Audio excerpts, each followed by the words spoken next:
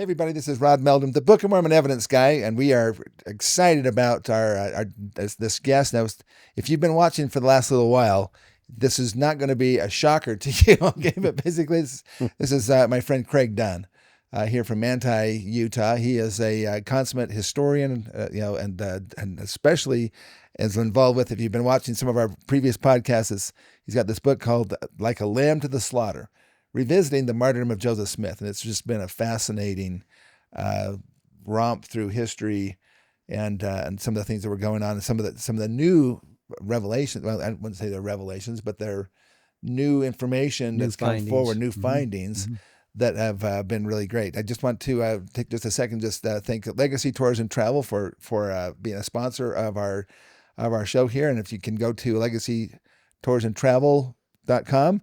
And we have our tours coming up here next year. We've got some great tours, but now you also have a tour. Yeah, in fact, tell us a little bit about your tour. Well, remember from the last podcast, the people who saw the last podcast, I was on my way right after that to Nauvoo.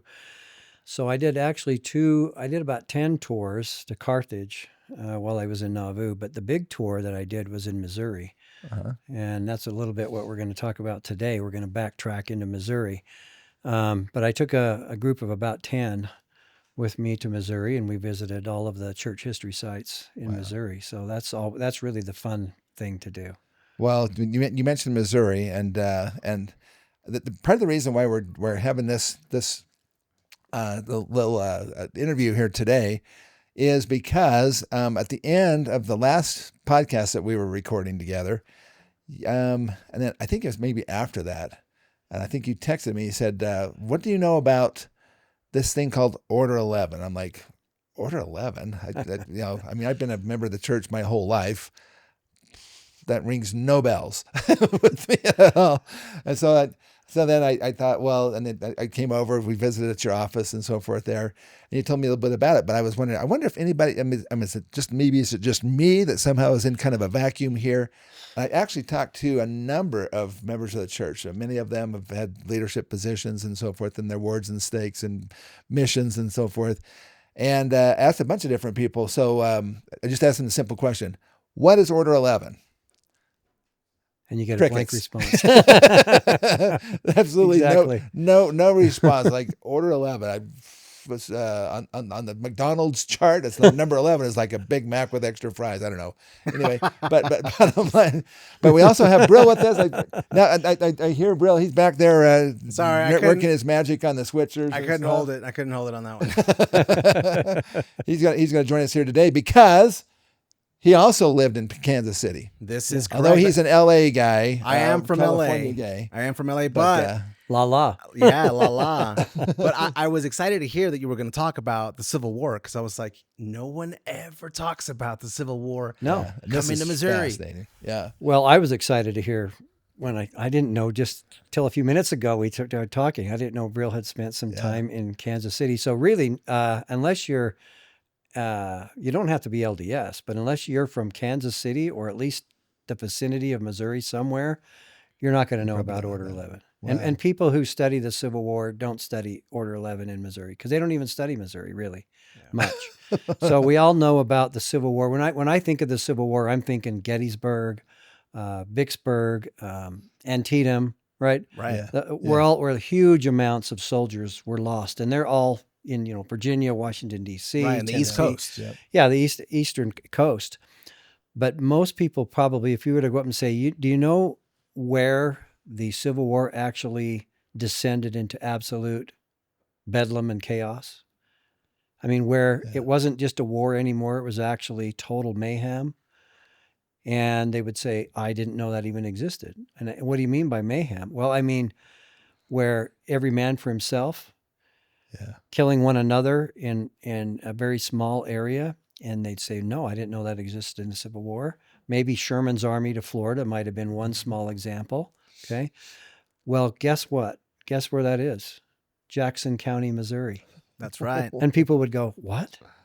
Jackson County, Missouri? I said, yes. And this is where the term Order 11 comes from. So anybody can do a little research, can look up Order 11. But But I want to take, and we're only going to spend about 45 minutes today, but I'm going to take people back in history now. We're going to go back before the martyrdom, Wow. and we're going to go with the saints over to Missouri and talk about what happened in Order 11. And then we're actually going to dig into the Doctrine and Covenants, which we're studying right now. Yep. And we're going to go to section 121. But before we get to that, let me just lay out a little baseline history so that most people know the general pattern of history. And I'm not going to spend a lot of detailed time talking about it. But we all know that in 1831, so most of the saints were in Kirtland. Joseph Smith had a revelation, and he sent 4 brethren on missions to go teach the Lamanites. And it was out, the Lord said it's on the very borders of America, which then was Kansas, the border of Kansas and Missouri. And they went out to what we know today as Independence, Missouri, right? And they taught the Indians.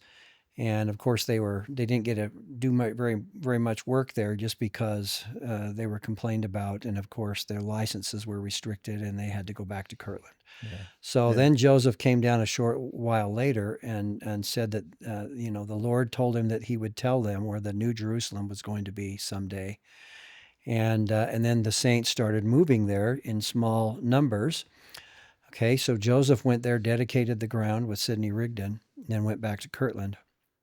Well, after a few short years, there was actually about 12 to 1,500 Latter-day Saints that had migrated to Jackson County, Missouri. And of course, Independence is a center point in Jackson County. And Jackson County actually sits on the border of Kansas. Now, Kansas was not a state then, okay?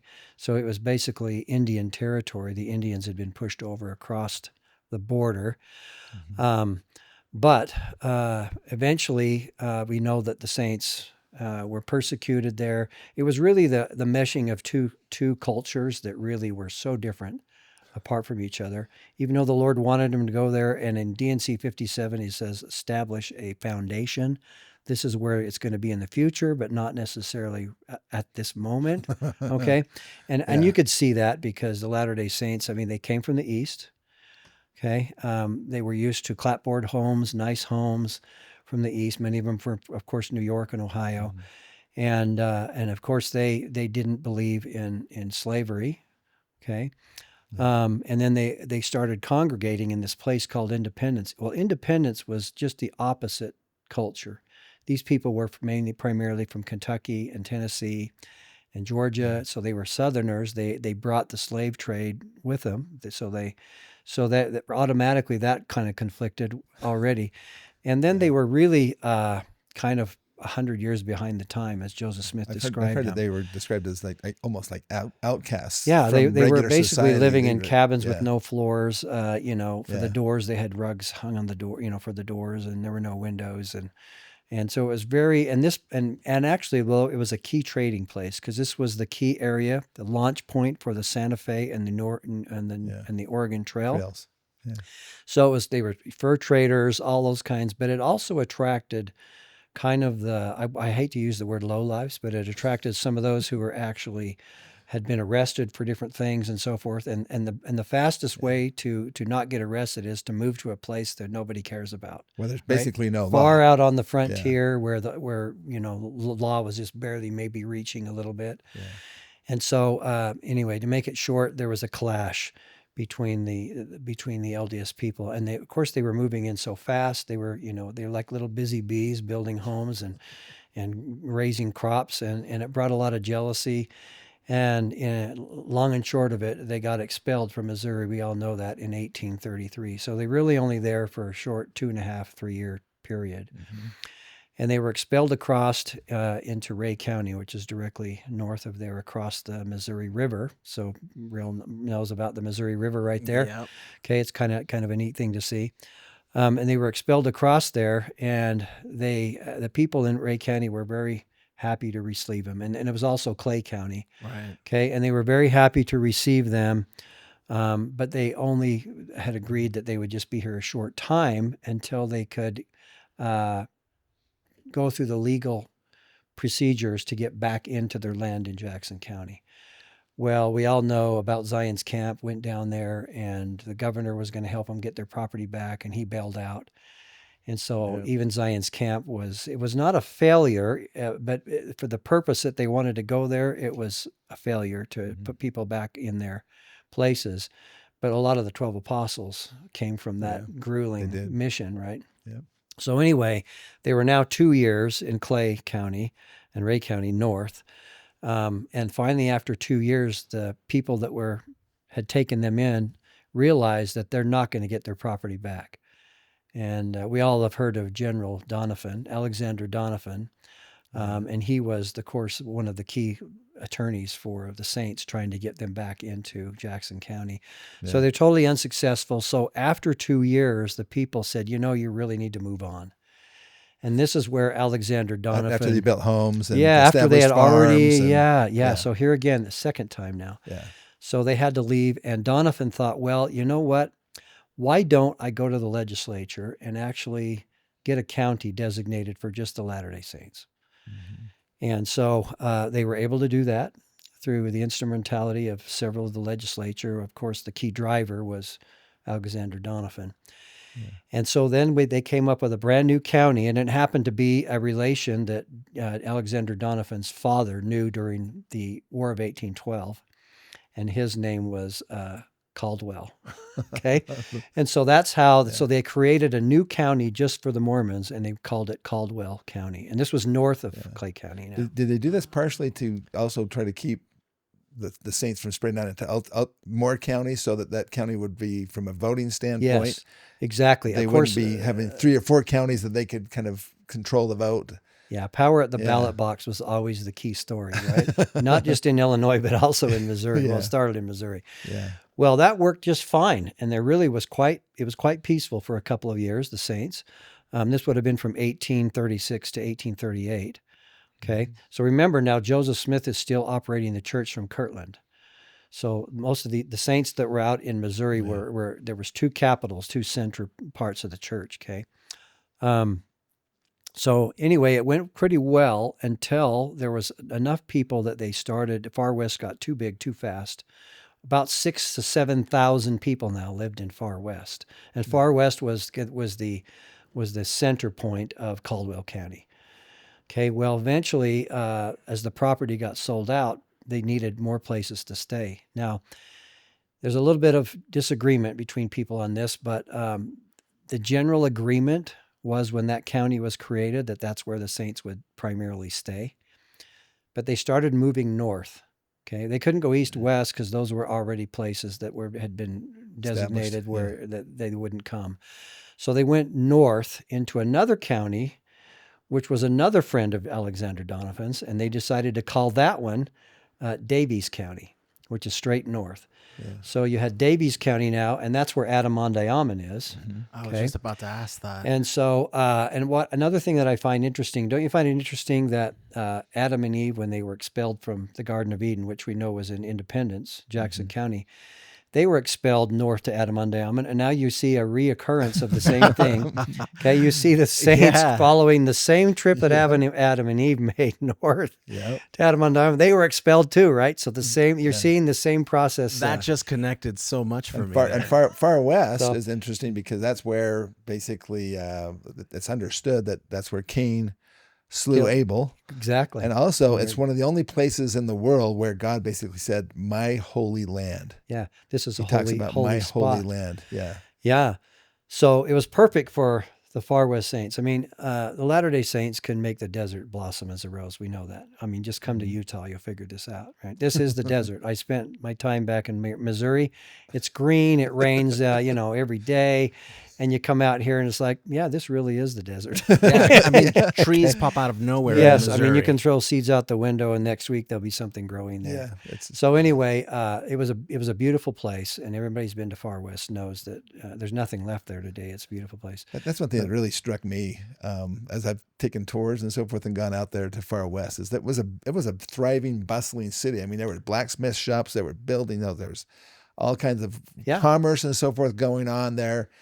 And today you go out there and it's just to hear the wind blow. I mean, it's literally there's just nothing to even any indication that there was anything or anybody ever there before. It's really you can just see the place where the streets amazing. used to be. Yeah. Well, so where we go from here now is we all know about people now spreading into Adirondack, which is not Caldwell County. So the people had the intention that now the Saints were moving beyond their restricted boundaries. Mm-hmm. And so then election came up in Gallatin, which is in Daviess County, which is just 6 miles south of Adirondack. Adirondack. Yeah. And of course, Mr. Pennington, who was running for office, had all the vote of the non-Mormons, and he tried to initiate the vote of the Mormons, and they said that they were going to vote for somebody else. And again, we're back to the ballot box story. And so there was an actual battle there. It wasn't a battle. It was more of a street fight. Like a skirmish. A skirmish. And of Yeah. course, word got back to Governor Boggs that, all these people had been killed and the Saints were rowdy and when they planned to do more damage and all this. And so one thing that always bothered me about governors is they never come to check out this for themselves. It's the true thing, the true story. So that's a common trend from back then. Yes, it's a common trend. Even in California today. California, yeah, that's another one. So anyway, I've always worried about that. Governor Ford is another example in Illinois, Yeah. But anyway, although he did come up personally, and I think maybe he learned something from Governor Boggs. He came to Carthage personally. But anyway, so it just went downhill from there. And then we had the big battle at DeWitt out in Carroll County. And they pushed the Saints out there, and they were going to push them out of Davis County. And then this erupted, long story short, into what we call today as the Mormon War in Missouri. And of course, finally, the Saints. Where did Hans Mill fit into that? What? Where did Hans Mill fit into Okay, that? well, Hans Mill occurred in October, on October the 30th. So this would have been 2 months after the war had been going on. This is one of the last things that occurred. Finally, Governor Boggs, without ever coming up to see for himself, Governor Boggs finally declared the extermination order, which is an official order to exterminate the Latter-day Saints. And so with that probably gave, and I don't know if that information traveled slow. This was just a few days before. He initiated the order, I think, on the 27th of October. And on the 30th of October, 3 days later, is when Hans Mill occurred. So maybe they had heard through the grapevine somehow, I think hey, that it's word extermination spread like time. wildfire. We have the free ability now to go in. And that was an absolute atrocity. Nobody agrees that wasn't an atrocity. Yeah. So everybody agrees. Did all that all happen in sequential order then? All in right? sequential order. Okay. And that was one of the last things that occurred. Now, Joseph Smith told Mr. Hahn, who had settled there years before the Saints, to bring everybody to Far West. And he actually took back just the opposite message, saying, we'll be just fine. Joseph told us to stay. And so they didn't listen to the prophet. And we know what happened then. And little children were killed, and it was just a horrible mess. Horrendous. Yeah.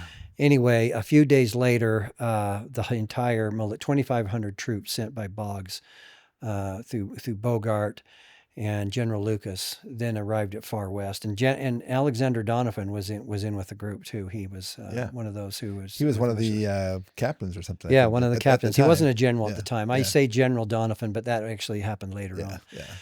But anyway, I think Lucas was the general at that time. Lucas was the key guy. There was actually a guy named Parks who was supposed to take over, but General Lucas beat him to this point, so he started making all the decisions for General Parks, which didn't go over very well with Parks when they got together again back in Independence. But anyway, so lo and behold, they surrendered. Okay, they surrendered. Then Joseph Smith, of course, was taken. They disarmed everybody. Captive. They disarmed everybody there, and of course, this is where the prophet Joseph Smith was then taken as a prisoner with 60 others. This was when he was in Far West now. Far West. Right. So they surrendered at Far West, and then Joseph was taken now to Independence. And Hiram, too. And taken to Independence, and 60 others were also under arrest as well. But before they, this is one of my favorite stories, so I guess that's didn't mention, but basically, so before they left Far West, though, after they disarmed him, then it was Lucas, basically, that went to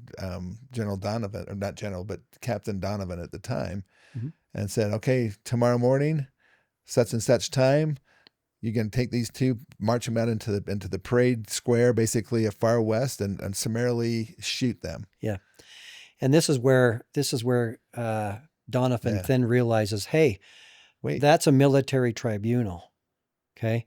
There's a difference between civil law and military law. Yeah. Joseph Smith was at no time in Missouri part of the militia. Yeah. Okay, that was George Hinkle's part and Lyman White, they were the head of the militia in Caldwell County. Okay. So Donovan went into the tent and he said, "You realize that you're having a court-martial tribunal for a man who does not belong to the militia." And of course, General Lucas says, "Well, they need to be killed anyway." And this is where Alexander Donovan says, "If you kill these men, I'm leaving with my troops tomorrow. I'm not going to be a part of this." Yeah.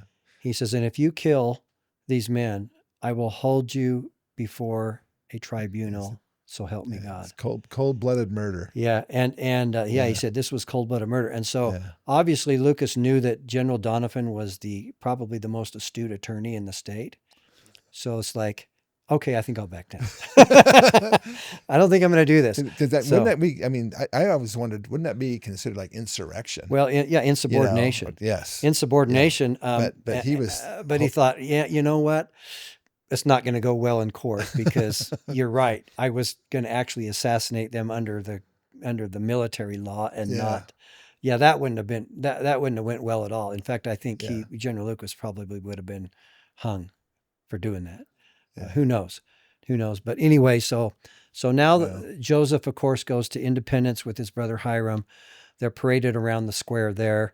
Then they're taken over to Richmond, which is a town about 20 miles east of, across the river from Independence and 20 miles east, and in Richmond. And that's where the other 60 men who were also, they were put in a separate place because they had what I would call a sham trial. And they accused Joseph and Hiram and 4 others of actually treason against the state. Okay. Mm-hmm. And of course, treason is when you put somebody in jail for treason, that means you can hold them without bail. Right. Same thing happened in Carthage, right? Yep. So you hold them without bail. And so the other 60 would have their own private, were not accused of treason. So they would eventually have their own private juries. And of course, several of them were let go, and Joseph and the other men, and Joseph Hiram, Caleb Baldwin, Sidney Rigdon, and Alexander McCrae, and Lyman White. Those were the 6 that were incarcerated in now Liberty Jail. Okay. Yeah. And by the way, the Richmond jail was one of my favorite church history stories, basically, where they were in the Richmond jail, and it really goes to your point about how things had completely just gotten down to the point of this guerrilla warfare kind of stuff. I mean, they had these guards who were over them, basically bragging about dashing the brains out of kids and raping women and so forth, and they had gotten so vulgar and so nasty, and there's the historical story, basically that that comes from Party P. Pratt.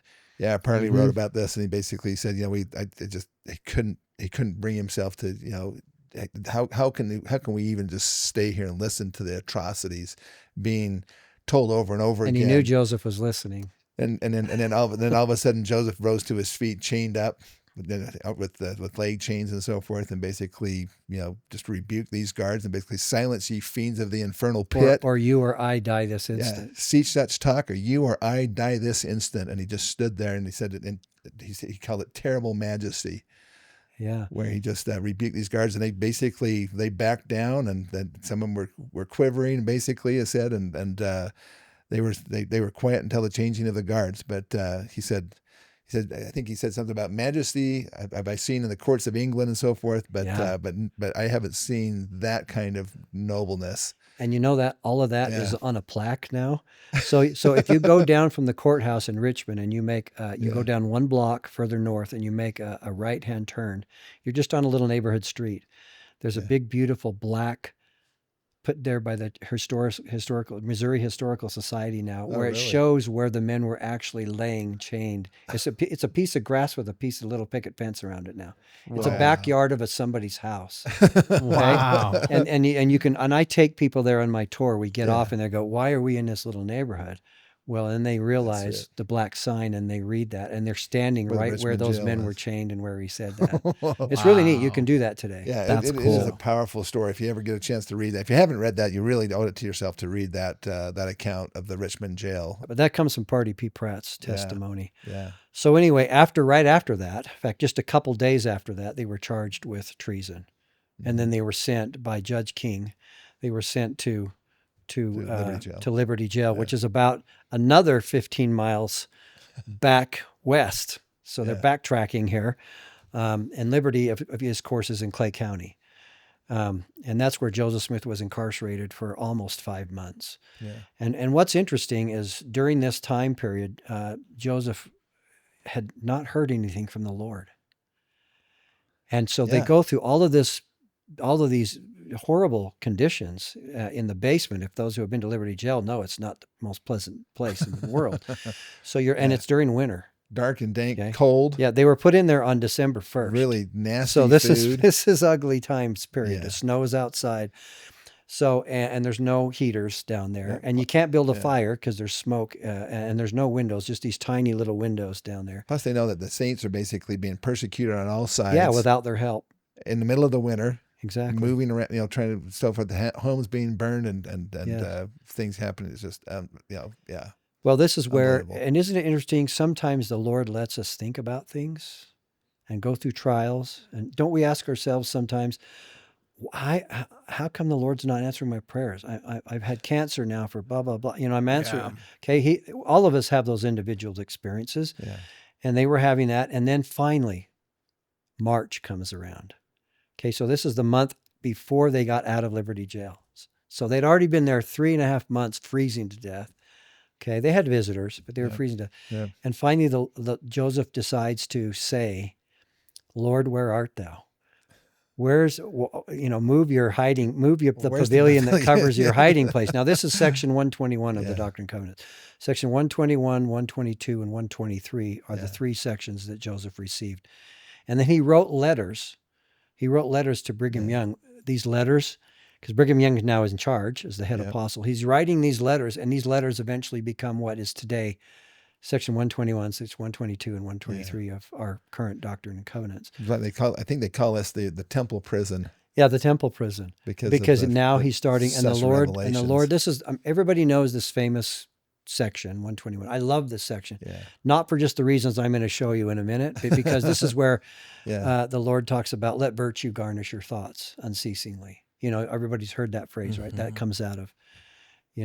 Let your bowels be full of charity. All of this comes out of there. So he's trying to help Joseph Smith feel the Spirit, right? So this is the Lord's answer, right? But boy, is there more to the Lord's answer. And I'd like to just, if we can, just turn to section 121, because then it's going to lead us into Order 11. No one's heard of Order 11. And we're going to get back to the Civil War. This is the spoiler, though. Everybody's going, Brother Dunn, awesome. this is 1838. The Civil War was in 1860. We're going to get there real quick. Okay. It's phenomenal. So here we go. So if you have your scriptures at home, just turn into this. Section 121. By the way, if you take the 2 out of it, there's an 11 left. It's Order 11, right? And the 2 stands for and the 2 stand. I'll tell you what the 2 stands for later, and it's right in between the 2 1s. So I think that's just coincidence, but anyway. So here we go.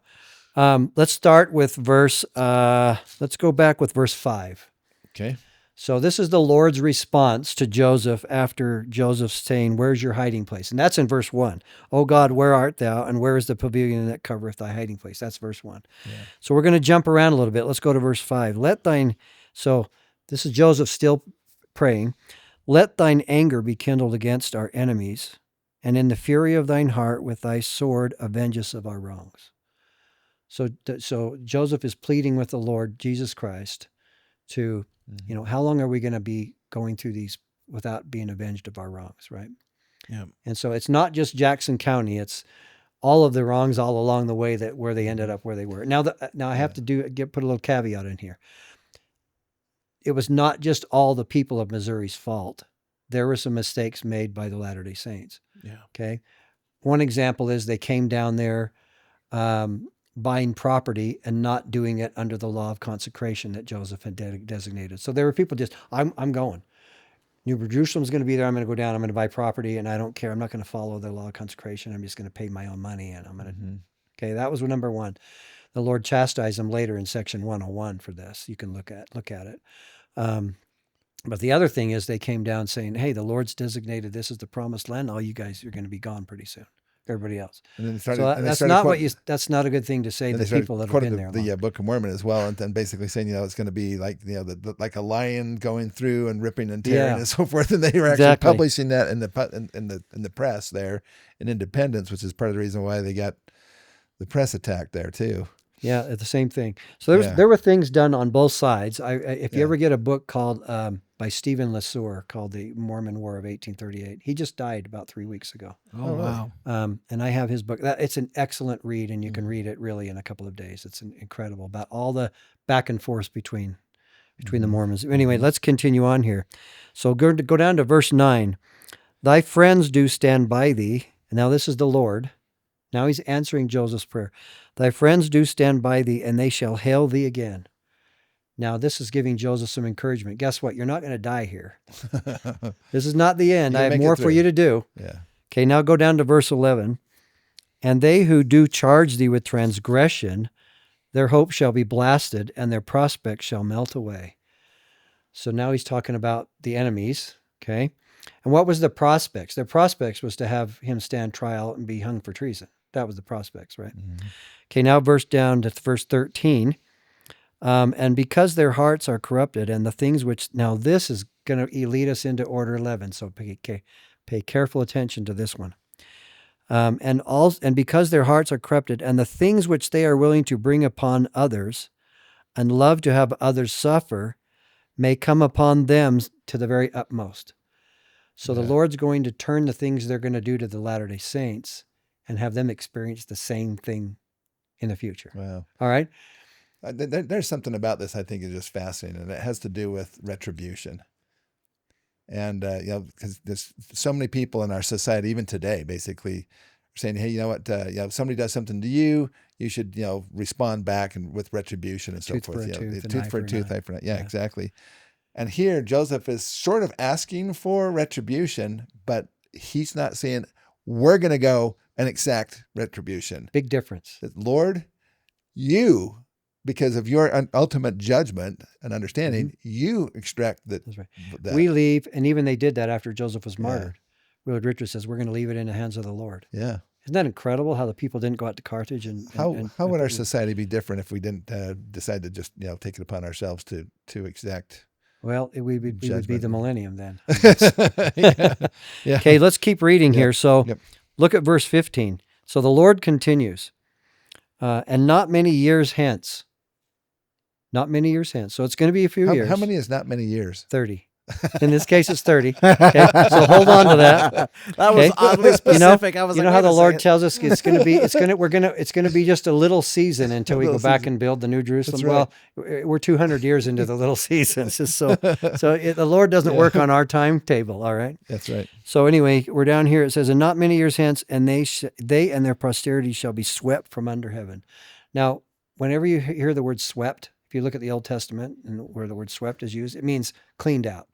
Yeah. Okay. Yeah. If you're sweeping your kitchen, you're not leaving stuff on the floor. You're sweeping everything out, right? Yeah, it's like when they So- sweep for the leavening of the Yeah. bread and so forth, the laws of Moses. Now we go to verse 16. Cursed. Well, before you finish that, or the end of that verse, I thought was real important. Swept under heaven, saith God, and not one of them is left to stand by the wall. Nobody left. So nobody's going to be left. Yeah.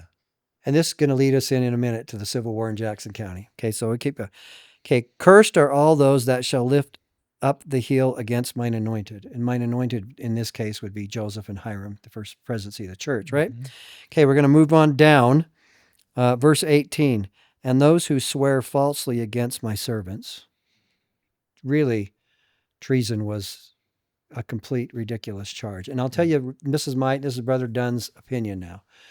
I believe they were charged with treason so they could put him in jail, and then Boggs could hold him there until all the saints were out of Missouri, so they were held as hostages.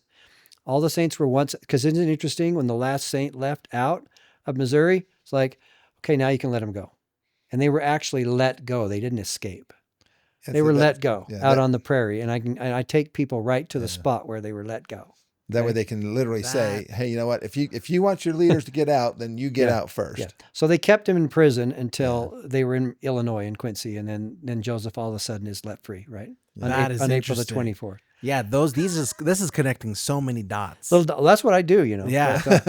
Okay. Okay. So now let's continue on down. 19 is, and now it's getting a little serious because now we're talking about Hans Mill.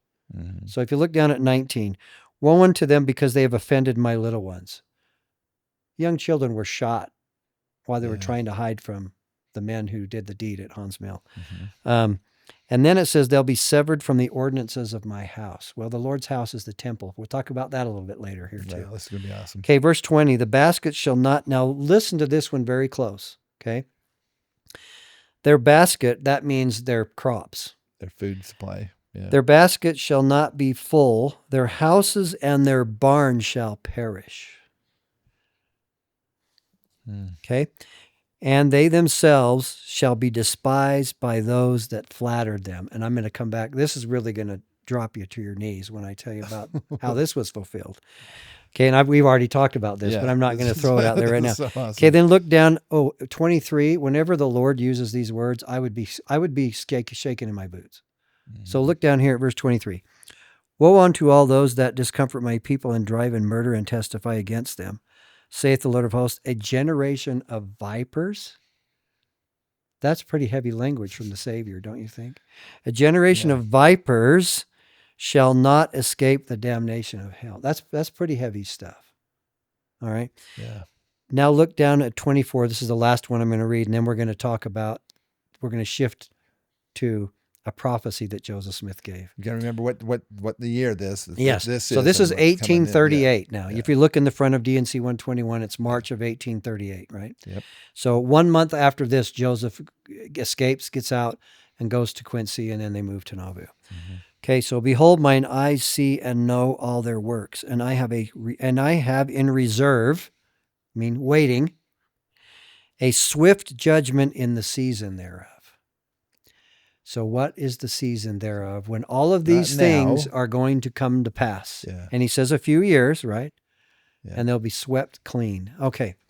So now let's turn to a prophecy that Joseph Smith gave to Alexander Donovan. So while Joseph is in jail, Alexander Donovan, and most people don't know this, they think Joseph never got out of jail till the day they escaped. That's not true. Okay, you have to go confer with your attorney. So Donovan's office, law office, is still there today. It's 5 blocks down the street from the Liberty Jail. Okay? So you go, and he's buried another block away from that. Okay? So anyway, Donovan comes up to the jail, and he gets permission. He has Joseph get out of jail. Not Hiram, just Joseph. He's all alone. They walk down the sidewalk together, no handcuffs. They walk down the sidewalk together. They go into his law office. Okay? And while Joseph Smith is conferring over the treason case, which is coming up, a man walks in the door of the law office from Jackson County. And Donovan has to excuse himself. So he excuses himself and goes out, and Joseph Smith's in there. Now he had a chance to escape right there, right? Windows open, no handcuffs. He's a big guy. He's just relaxing, and Joseph's listening to this conversation going on in the opposing room. And this man was coming in, and he says this. He says, I want to trade some of my property in Jackson County for some debts that I owe you, for some legal debts. And of course, Donovan has a partner who's not there at the time. And he says, well, as soon as my partner gets back, I'll discuss it with him, and then I'll let you know if that's okay. Yeah. So then the man leaves, and Donovan goes back into the office. And he said, and Joseph Smith speaks up, and he says, hey, Donovan, can I give you some advice? So you're giving now your attorney some advice, right? As a prophet. And he says, don't take that land in Jackson County as payment. And Donovan says, how come? Well, I'm going to read you the exact statement, okay? Okay, so this comes from a book called New Witnesses for God. It's a 1911 book. Okay. Church history book from 1911. Yeah. So let's go here. And this is what he says. He says, Donovan, I advise you not to take that Jackson County land in payment. So I'm quoting now Joseph Smith, according to what Donovan said he said. Payment of the debt. God's wrath hangs over Jackson County. God's people have been ruthlessly driven from it, and you will live to see the day when it will be visited by fire and sword. So Joseph Smith is actually referring back to D&C 121 now. Okay, and he's teaching Donovan about Doctrine and Covenants 121. Okay, the Lord of hosts will sweep. There's the word sweep, which we find in, I read there, in it with the bosom of destruction. The fields and the farms and the houses, isn't that what was right there in D&C 120? Farms and houses. The farms and the houses will be destroyed, and only the chimneys will remain left to mark the desolation. Only the chimneys. Wow. Now remember, in those days, all of the chimneys were built on the outside of the house. Okay, they were not built on the inside of the house. So if you burnt the house down, the chimneys would still be standing because all the wood would be gone, right? Mm-hmm. So now, and this is another statement, and I'll get back to this in just a minute, but now we're going to switch to the Civil War. So now we're moving from 1838. Fast forward. And we're going to fast forward to Jackson County now in 1863. So how many years? 30 exactly. Right? You said 1833 to from the when they month were at one point. expelled from Jackson County, 1833 up to 1863. And what's the August 26th? So Order 11 was given by the Army on August 25th. So that would have been yesterday. No, that's today. Today is August 25th because tomorrow is today the 25th. Yeah. Oh no, wait, you're right. No, I think 25th was yesterday. No, you're right. You're right. So anyway, we're right at the same time. Yeah. That's just has nothing to do. But wow, that is amazing. Okay, now I'm going to read to you something. This is a little bit hard to read. Yeah. Okay. And this actually comes out. This has nothing to do with the church. This comes out of a magazine. Okay, called the New American Magazine. Many people, it used to be put out by the John Birch Society years ago. Mm-hmm. But right in here, it talks about Jackson County. So I want to read just a little bit of part of it. What's the name of the article again? It's called Tyranny and Posse Comitatus. Okay. So I'm just going to read you a portion, but it's plenty. All right. Okay. So it says here, Missouri was the war of 10,000 nasty little incidents. Recalls historian Jay Wink. Okay, listen. A killing field that produced the most bloodthirsty guerrillas of the war. And you've probably heard of these people. Okay, including William Quantrell. If you go to Jackson County and you say William Quantrell, everybody knows who you're talking about, right? So he was the head of the Bushwhackers. And the Bushwhackers was a guerrilla group. All they were doing is going around and stealing during the Civil War. And it was they confined themselves to Western Missouri because that's where Quantrell was from. Okay? So let's keep reading here. Also where there's a lack of law. No law. So they could kind of just get away with it. Bloody Bill Anderson, which interesting enough, he was another one who was involved in all of this slaughter. And he is, interesting enough, buried in a Mormon cemetery in Richmond, where Oliver Cowdery's buried and some of the witnesses of the Book of Mormon. Well, that's what you call ironic. When I went into there, I went, wait a minute, what is that Southern flag sitting down in the corner of the cemetery? So I walked down there one day with a tour, and I went, Bloody Bill Anderson, who's he? So I started reading all about, and that's what got me into all of this Order 11 information. Oh, wow. Okay, so here we go. So now let's keep reading. Origin story. And I know you've heard of these. Frank and Jesse James were a part of this group. Jesse James. All right. The Quantrill-led raid on, we've all heard of the Quantrill raid on Lawrence, Kansas. Yes. Which occurred in early in 1863. Okay, and Quantrill literally went in and just annihilated men, women, children, annihilated the town. Point blank shooting people in the face. I mean, that's what it was. Okay. Wow. And remember, this border war between Kansas and Missouri was still going on. Kansas was supposed to be the next state that was either going to be for the blacks, slavery, right, for the slave state or not. Okay. Missouri never could decide. And that's why Missouri was so bad. And I'll just take 1 second to explain this. I mean, we're talking about it earlier. Most of the states during the Civil War were divided north and south. In fact, the whole thing was north and south, right? The Yeah. southern states get Right. northern states. But Missouri was east and west. So the Northerners, sympathizers, were in St. Louis, which is on the eastern side of Missouri. And the Kansas City side, which was western Missouri, was where the Southerners were from. So it was really a state divided in half, east and west. And they never said we're a slave state or not during the Civil War. They were in between because of that. Because of that reason, Yeah. they remained neutral because they were half and half, Mhm. and that led to bad problems when your state is half and half. That means your neighbor across the street is a Northern sympathizer, and you are a Southern sympathizer in another county. Okay, So like the can- Lord said, if you're not hot or cold, like, Yeah, if you're and that's a- lukewarm, that's a you good get, example you of- get spewed out of your of mouth. Missouri. Okay. Yeah. So the Quantrell-led raid on Lawrence, Kansas in 1863 resulted in the slaughter of hundreds, black and white, ministers, farmers, merchants, schoolboys, everybody, okay? And this is what prompted it got to be so bad. And then there was an opposing group to the bushwhackers called the Jayhawkers. And they were from Kansas side of the border. And that's why today, now the Jayhawk is a bird.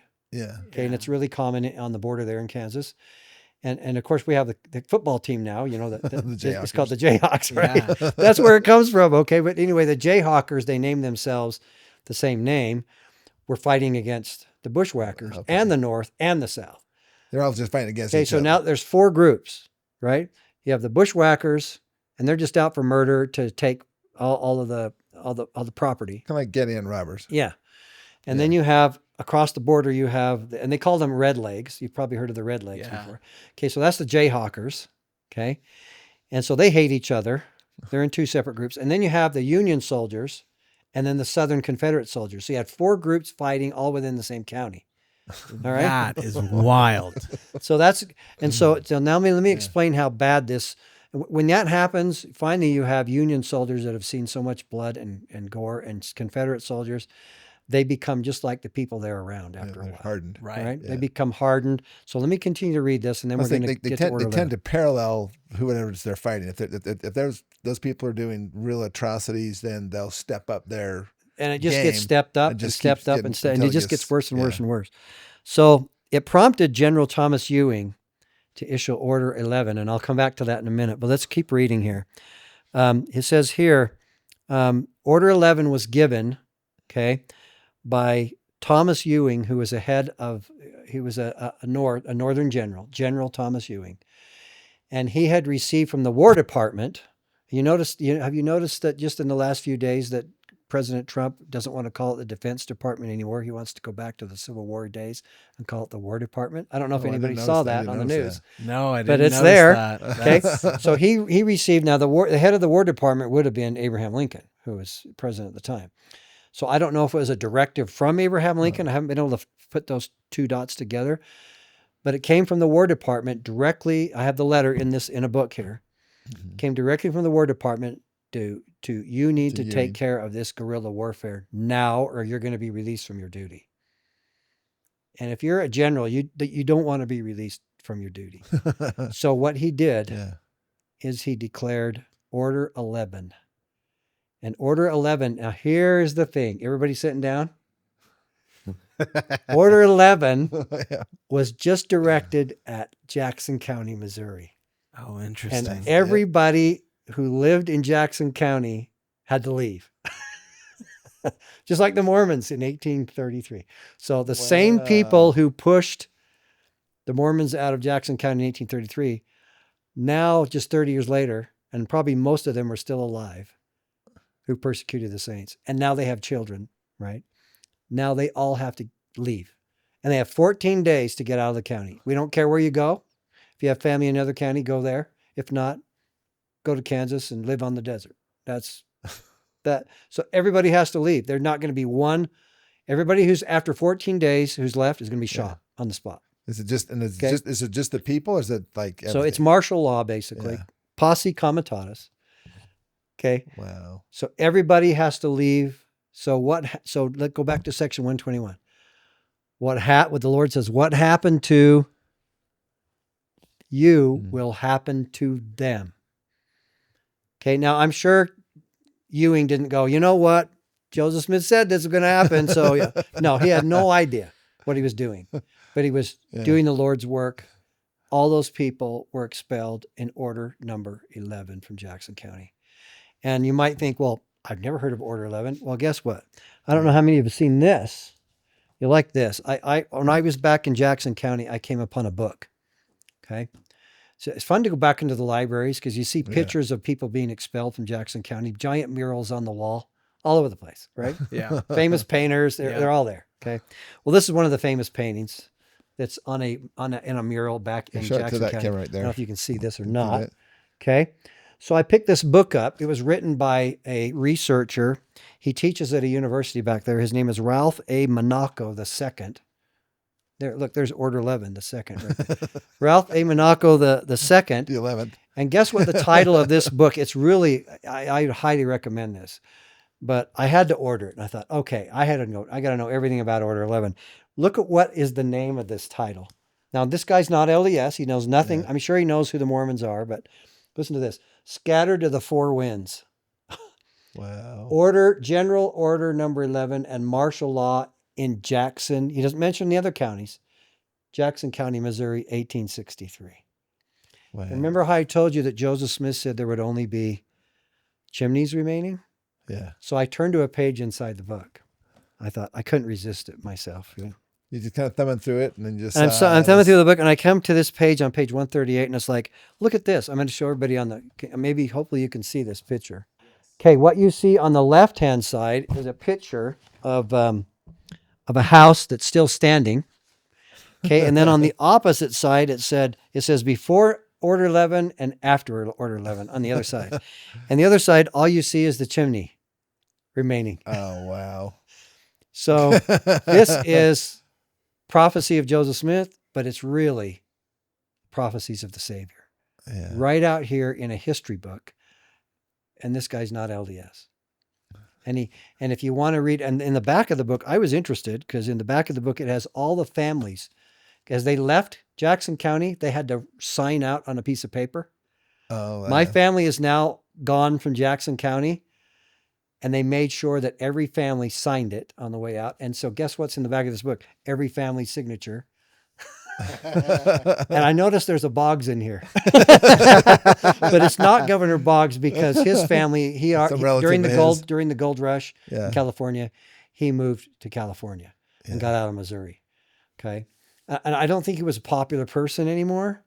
So he was like, why should I stay here? I've already been shot at and it wasn't Porter Rockwell. Yeah. So I might as well just ditch it. And what I find interesting is if you go to California, Governor Boggs' grave site is right across the street from an LDS stake center. So I find that kind of interesting. Ironies. Okay, well, here's another one. And this one really got me. So I got a hold of this little book. It's called The Destruction of Jackson County During the Civil War. It's a little tiny manual. So this stuff is all over. It's not like it's hiding. Put out by who is this? Yeah, this is an LDS person. Okay. And his name is Paul DeBry. Okay. And I think there was a DeBry that was killed at Hans Mill, and I think he's a descendant. But anyway, so listen to this. So during the time when the saints were expelled from Jackson County, there was a man, his name was Sterling Price. And if you read the history church books, his name is all over in there during the Missouri War. And he was one of those who helped expel the saints out of Jackson County. His name was Sterling Price. Well, at the time of the Civil War, he sided with the Confederate Army and became a general for the Confederate Army 30 years later. So he was just a young man when he was expelling the saints in 1830. Here's a picture of him. I'll just put it up here on the screen. I don't know if you can see that or not. You can see a picture of Sterling Price. Yeah. Anyway, so he comes back during this Jackson County fiasco as a Confederate and gets assigned to that place. His hometown, his home place. And guess what? He ends up killing his own neighbors. Whoa. He ends up shooting and killing his own people that he knew in 1830. So there's a part in DNC. Now let me read DNC 121 again. Go back to verse 21. Everybody go back in here. Oh, wait a minute. Verse 20. Excuse me. Verse 20. Yeah. Their baskets shall not be full, their houses and their barns shall perish. I'm telling you, this was literally fulfilled to this. Wow, to The T. Lord crossed all the T's and dotted all the I's. And they themselves shall be despised by those that flattered them. The very friends who were once their friends shall come in Wow. and destroy their neighbors. And they came in, and Sterling Price was one of those. And destroyed his neighbors. Isn't that interesting? Dang. So Wow. my point today really was, and I've got one more little thing I'll read, and then I'm finished. If we have any questions, but we're right on time, huh? Yeah, So I we can found this, and I don't know, and maybe somebody has seen this book. It's a common book. It's called Joseph Smith, The Man and the Seer by Hiram Andrus. And it's all about Joseph Smith and his experiences. I walked across this one on page 130. This might shock you a little bit because it deals with Order 11. Okay. But now Joseph is in Nauvoo. So Okay. listen to this statement. Okay. Oliver B. Huntington was present and witnessed another incident of this kind. It occurred as the prophet was acting as a prosecuting attorney in Nauvoo. So Joseph was an attorney sometimes. Okay. 3 of the brethren had been kidnapped by the Missourians and taken to Missouri and starved and whipped until they were hardly able to walk. We know this story right before the martyrdom story. Yeah. Despite their physical condition, they had managed to escape and return to Illinois, where some years later, one of them recognized a former assailant in disguise walking in the streets of Nauvoo. And by the way, this guy was John Elliott, who was one of the 4 shooters at the jail that we talked about before. Oh, wow. Okay. The kidnapper was brought before an alderman for trial, and Joseph acted as the prosecuting attorney. Now it gets interesting. During the trial, the prophet related the sufferings of the saints at the hands of their enemies in Missouri, and then went on to tell what Missouri should be called to endure in order to pay the penalty of wrongs inflicted and for the blood of the saints that had been shed. Now listen to this. Huntington later wrote, a portion of the words of the prophet I will quote verbatim. Quote, she shall drink out of the same cup, the same bitter dregs we have drunk. Poured out, 3 times, and that by the hand of an enemy, a race meaner than themselves. Now he's referring to the bushwhackers, and the jayhawkers and the redlegs. Okay, listen to this. All the time he was delivering the word of the Lord, his face shone. So he was seeing the future, okay? When he was done prophesying, he stopped speaking entirely while he wiped a flood of perspiration from his face and gave vent to a pent-up breath with a long blow, like, right? I'm done. Okay? Kind of a half whistle. And after a minute or two, he remarked, well, brethren, where the meaner race is coming from, God only knows. It's not the blacks, for they don't know enough and are gentlemen by the side of their masters. It's not the Indians, for they are the chosen people of God and a noble race of men. But as sure as God has ever spoken by me, that shall come to pass. Wow. I have lived to see that the prophecy literally was fulfilled during the rebellion in Jackson County during the Civil War. Okay? When every family in that part of the state that the saints used to occupy was either killed or compelled to leave their homes by the bushwhackers and the guerrillas under Quantrill.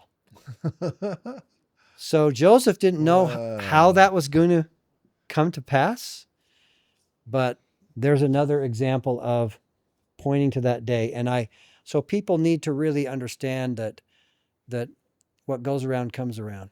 You know, be kind to the people around you because the Lord's watching. And when atrocities occur like that, so now we really have 2 sections of the Doctrine and Covenants to talk about the Civil War.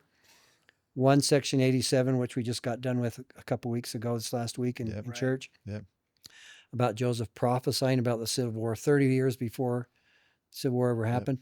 Now we have another one. Okay. Most people don't think section 121 is a prophecy about the Civil War, but it is. And it's about Order 11, and it's about what happened to those saints in Jackson County. Now, of course, nowadays you can go back to Jackson County, and back then, Kansas City didn't even exist. Now it's a huge back then area. it was just a big farming community, and now Kansas City basically has taken over Jackson County, and Independence is just a little tiny sideshow out in Kansas City. You know, I mean, there was so much that was happening in Kansas City during that time. Like Yeah. you were just mentioning the fur trade. There was Yeah. the French were constantly in the area. There were so many people that were coming in to gather all the furs and sell them, and there was still a bunch of steamboats in the area too. and that was the Yeah. other thing too, is Yeah. that it was really, that part of the Civil War was really a battle Right. for the trade Yeah. locale, right? Yeah. Down the river. It was a key I mean, that's where the trail started, Mm-hmm. right? In Independence. And there's one little thing I was going to read about the wars that were fought in Jackson County. Yeah. And this is just for Civil War people that want I mean, it's so cool. Before you mention that, there's paintings yeah. and some old photographs of the Confederacy going down Kansas City. It's super cool. Like the history around troops. around the Civil War and the troops Mhm. is all over Kansas City. And the guy that painted the picture that's on the front of this Order 11 book, Mm-hmm. the famous picture that is on the murals back there, yeah, his house was destroyed during during the guerrilla time warfare frame, there. Yeah. And so he was so upset, he had to take pictures. He painted these giant pictures all of his life about, the Civil War. And he was upset at Ewing for decades. For decades, he tried to get Ewing out of he ran for Congress. He tried to get him out of that. They were bitter enemies, okay, because he Yeah. issued Order 11 and probably just because it destroyed his beautiful home in Kansas City. He was Yeah. really ticked off. But anyway, so here it is. Listen to this, and then this I'm going to end. In 1861, so this was the start of the Civil War. This is before Order 11. In 1861, 157 battles and engagements were fought in the Civil War. So that was the total of the whole United States, 157. Of that number, 66 or 42% were fought in Western Missouri. Wow. Yeah. So 42% of all the Civil War About battles one county. were fought in the western part of Missouri, where Jackson County is, Yeah. up until the end of 1861. When I read that, I thought, oh my goodness, we're missing a whole section of the Civil Huge War. section. And I Right. was mentioning this to you just before we started recording. One of my friends lives close to Lone Jack. Yes, There's a Lone big, Jack. Yeah, There's a big battle of Lone Jack that happened, Yeah. and there's a grave site of a Civil War soldier that's on his property that we stumbled upon when we were and clearing. I even found one. Bro, I found one. So if you cross from Nauvoo, Mhm. so it's only, I told you, me and my wife, we got our gasoline in Missouri. We did our grocery shopping in Iowa, and we lived in Illinois, right? Because they're all right there together Right, within a that's few right. miles. Yeah. So if you leave Keokuk, you go across the river to Keokuk, you're in Iowa. And then if you go south, just 5 or 6 miles south, you're in Missouri. Okay. Right. Then if you go another 10 miles further west, you come to a Civil War battle place. And they still do enactments there. Oh, that's cool. So I tell people in Nauvoo, hey, every summer, you don't have to drive very far south there. I can't remember the name of the town, but it's a really strange named town. But there was a battle right there. So this is way in the northeastern part of Missouri. Way northeastern. So part not of even Mis- close to Jackson County. Jackson County's on the very farther west border. So yeah, Bill's right. I mean, if you live in Missouri, and especially if you live in Kansas City, the Civil War is different than what you read about in the history books. Okay, that part's not told. No. Yeah. And I can see kind of why they don't tell that part a little bit, because it gets pretty gruesome at times. It got to the point where you kind of left that little part out there that you read to us before. Well, it's pretty but ugly. It's pretty ugly, yeah. So it says here, that's- Quantrill's raiders rode with scalps dangling from their bridles, brandishing other grisly trophies, ears, noses, teeth, fingers removed from their victims.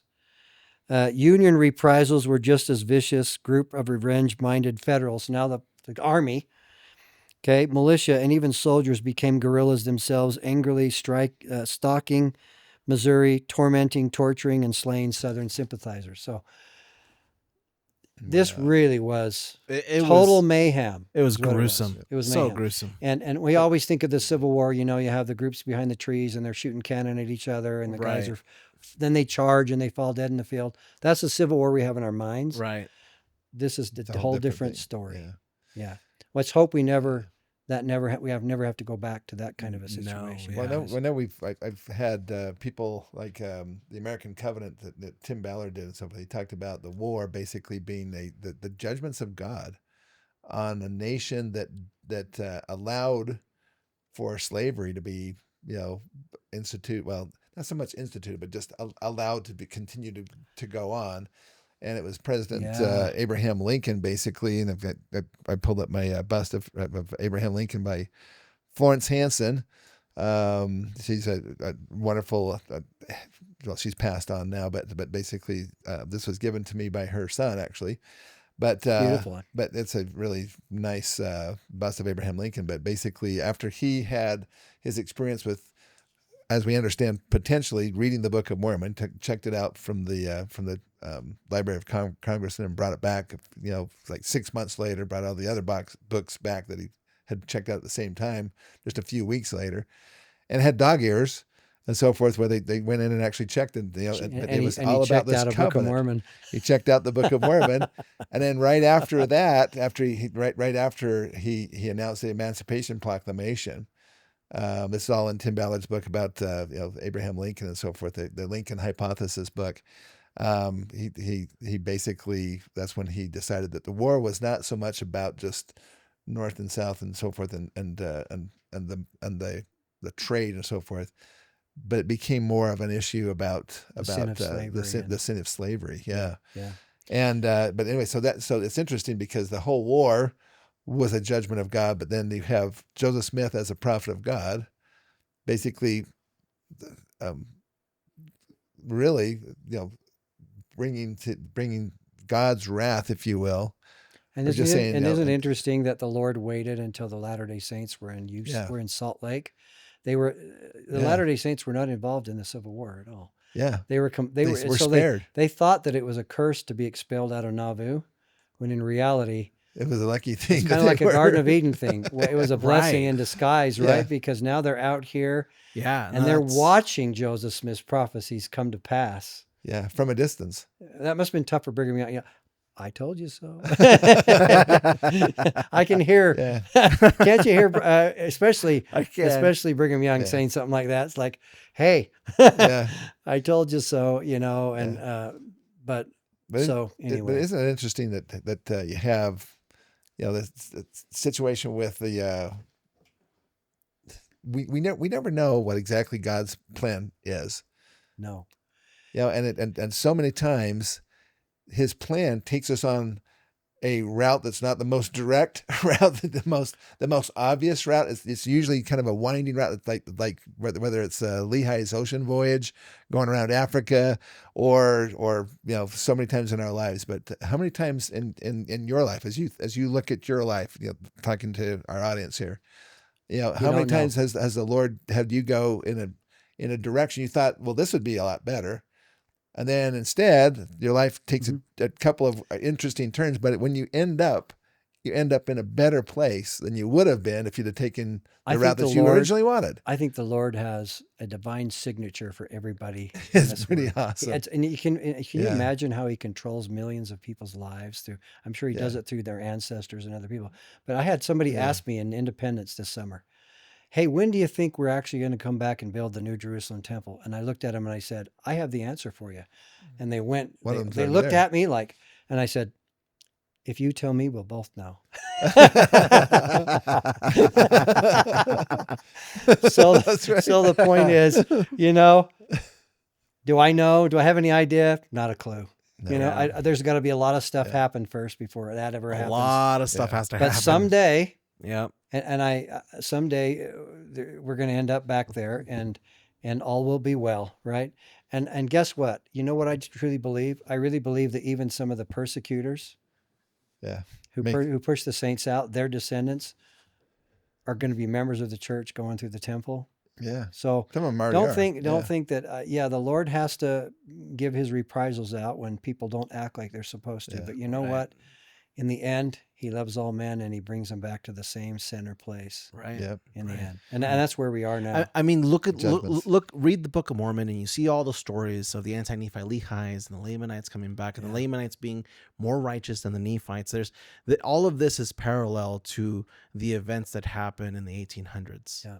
Mm-hmm. Well, anyway, one of my favorite things, of course, is always going to Missouri, and but this one astonished me, and I hope that maybe people in the church have learned a little bit more about the Civil War and about Joseph Smith's prophecies coming to pass. And I also have a great love. I actually went out and bought a 300-page book on Alexander Donovan. I had to read about him. Yeah. There's a whole 300-page book He's written an about him. amazing I should have brought a individual. picture. Yeah. But it tells about not just then his life, but all the good things he did during the Mexican-American War. One of those just touched my heart. It broke my heart, really, because the Mormon battalion went through Santa Fe, New Mexico, on their way to San Bernardino, California. Well, guess who was in Santa Fe conducting the war? It was General now Alexander Donovan. And when he saw the Mormon battalion coming through town, he ordered all his troops out into the public square, and he had them take their swords off, and he had them get off their horses, and he had them salute the Mormon battalion as they walked through Santa Fe, because he knew, I think at that point in his life, he knew Joseph Smith. He Yeah, knew the good LDS man. people. He knew what other people would have their two people killed, but yet volunteer to help him in his war with the Mexican army with Santa Anna. That is a cool You know? story. And I think, and I have that in the book. He ordered the men Get off their to horses. get off their horses, loosen their swords from their belts, lay them out in their hands, and salute the men of the Mormon battalion as they walk through Santa Fe, New Mexico. That says a lot about Yeah. Alexander Donovan. Yeah. He came to speak in Salt Lake before he died. Brigham Young said, "We need to baptize you." He says, "I'm too old for religion." Oh, my. and that's how it ended. But anyway, I have a lot of respect for him. Yeah. Well, after what he did for Joseph and Hiram and basically calling down General Lucas, Yeah. I think he kind of earned a special place there, at Oh, that point in time, Brill knows this. If you go to the western part of Missouri, there's Donovan Lake, there's Donovan Bank, Yeah. there's Donovan grocery stores, there's Yes. Donovan the streets. streets, There's yeah. a lot Okay. of Donovan. The Lord chooses to honor Yeah. those who honor him. Yeah. But I don't see any Lucas Street. I've never seen a Lucas Lake, and I've never seen anything Boggs Lake, else. No, nobody knows who they are now. Right. the Boggs Airport, International Airport. No. Well, I was just going to show, I was just showing this to you here, but I'll just show this. But these are Civil War relics. These are That's cool. relics. Yeah, I can see from there a the Civil ball War. and a The ball and a musket ball, and basically some buttons that came off of the uniforms. And this is this little piece at the bottom here is actually a heel. It's a little. From the boot. It's a copper thing to put the heel to keep their heel from wearing off so fast. But these are relics of a war that was I believe, like Tim Ballard talks about, and that is that there was judgments of God Yeah. on a nation and humbled the nation. Unfortunately, the Constitution still Yeah. allowed for slavery, and it had to be fixed somehow. Yep. So So Yeah, so I sure. have one last question. Okay, we're gonna have a Q&A here for just a second. So the yellow dog prophecy. yeah, you know what? I know Which is- exactly what you're asking. Yeah. Brigham Young said that there would be not as much as a yellow dog to wag his tail in Missouri. Yeah. My personal belief, this is just my belief, and I'm not telling you what's right or wrong. I think it was fulfilled during Order 11. That's right. A lot of people think too, that yeah. might be fulfilled in Yeah. the future, and I could be wrong. It could be both. Obviously, we're not going to build a temple in the current situation. The church only owns 22 of the original 63 acres. And it's now owned by 3 different denominations: the Community of Christ, which used to be the RLDS Right. Church, Yeah. and the Hedrikite Church, which Hedrikites, actually yep. owns the temple lot itself. Yeah. And the church has our beautiful visitor center there. And then we own that big, beautiful piece of green grass. If you look out behind the visitor center, Right. Yeah. behind the parking lot, the LDS Church owns all of that. I know during July, in the festivities, the RLDS, the Community of Christ, borrows all that grass from the LDS Church and has Yeah. their great big carnival out there in the lawn every Yeah. year. But yeah, a lot of things have to change. So I don't know the answer to that question. I guess time will tell, right? Yeah, I had a historian. If you can tell me, one we'll time, both know. Yeah, that's right. I had a historian tell me that the term yellow dog was actually kind of a code word for the Missourian mobsters, Oh, basically, this is something I don't know anything because they said they would be like yellow dogs. They come in the middle of the night with their faces painted. about. You couldn't see them and so forth, and so Wow. they were cowardly. And so they said that there wouldn't be a yellow dog, basically meaning a Missourian ruffian, basically left to wag its tail. I see when he said yellow because of all dog, I this. always thought that was a reference to Old Yeller. Yeah, a Labrador Retriever. So, yeah, I can't answer that question. I know it's a broad question, Yeah. but any other? I think Insights that and probably questions. makes some sense that this has already been fulfilled. I'm based on excited. this, yeah. I'm excited. I would really love to be back there someday myself. I Yeah. love Missouri. I do too. I just got back from Missouri, and Yeah. So we both were there. Yeah. Were there. Yeah. I went to Adamondiaman. I took the group to Adamondiaman. Big changes there since I was there last. It's been 10 What was years the last since I've time been to you were- Adamondiaman. Oh yeah, huge changes. Yeah. The trails, the trees that they've cut down, they're exactly so many feet apart from each other. All the new signage that's there. Yeah. They've changed the original stone up at the top of the hill is not there anymore. Oh, the yeah. original Yeah. the original stone is gone, and that's because that never really was Spring Hill because they didn't want people to go into the sacred area, so they kind of chose a separate place. But now Yeah. it's gone because everybody was starting to say that was actually the Spring Hill. That was not Spring Hill. Spring Hill's above Tower Hill on the other side, Yeah. and you're not allowed to go in there because that's where the temple site is and all, Yeah. and where the original altar of Adam and Eve and all that is. So they won't let you go in there.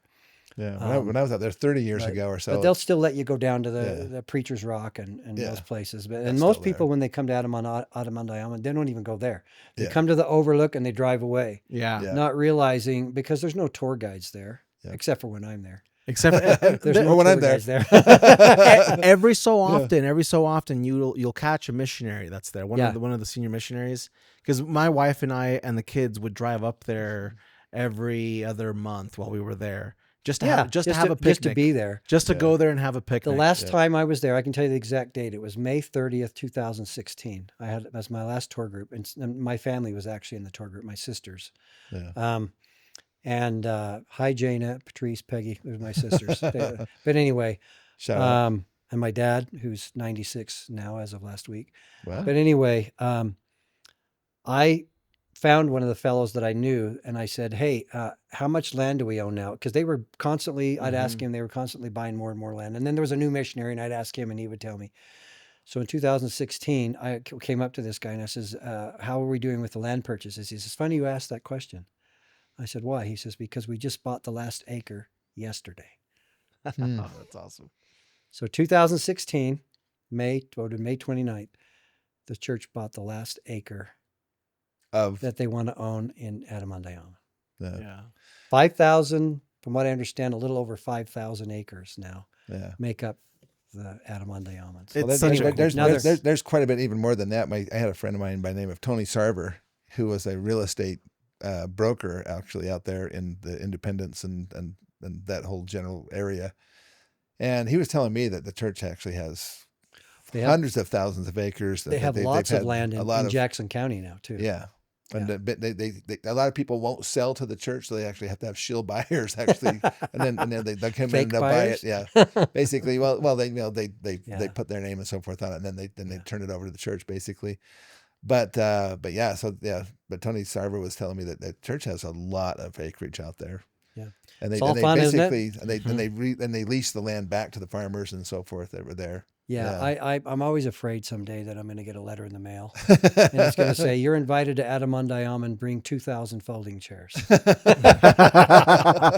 Anyway, well, hey, it's been part of the cleanup of Adamondiaman. It actually can be put at the feet of my good friend Elder Joe J. Christensen, because he was actually in charge of that for about 9 or 10 years, I think. and he was telling me about some of the improvements. They used to be infested with these trees that have these huge, I mean, 3 or 4 needles. inch long needles, Yeah. like these elephant There's resistant trees. there's or still a something. few there. There's a few there, but they're they've not, taken most of those briars and brambles out and so forth and cleaned it all up. And I mean, it's way different. Well, than that it was to keep people out until the church came back. Yep. Well, listen, it's been a great. Yeah, thank you so I've much, loved Craig. this. We appreciate you know, that. I'm sure Thank you, this Brill. is. Hopefully, this will be an exciting topic for people Yeah. to listen to. Not talked about very often, and I'm hoping people will find interest in it. Yeah. And so as we get up to towards the end of the year, when we get to section 121, hopefully you'll remember that section 121 is also in conjunction with the other It's coming up. prophecies of the coming Yeah. Civil War that Joseph Smith did. I think it just testifies again of the power of well, not the power, but basically of the relevance of Joseph Smith as a prophet of God. There's so many Yeah. people, looking at historical things and basically trying to, take Joseph Smith down off of his pedestal, so to speak. And it's been, it's really good to can't see do- some of you this really really can't going do through it. that Men have been now. trying for years, and Yeah. it's not happening. It's kind of Yep. like the Book of Mormon. You can't do that for the Book of Mormon either. Yeah. But anyway, But this it reminds is, me that since I'm a Book of Mormon guy, I have to just bring this one last thing up, and that is that this whole thing of this, kind of like the golden rule, really, basically do unto others as you'd have somebody do unto you. Well, in this particular case, the Missourians were not nice to the Mormons, basically, and so they kicked the Mormons off, but then later on they got retribution, basically. Kind of reminds me of King Noah. And, it does.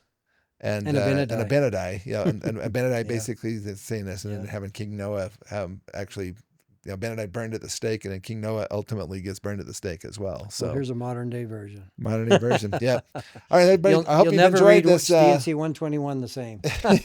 This deep dive into Joseph Smith, this thing called Order 11, and the Civil War.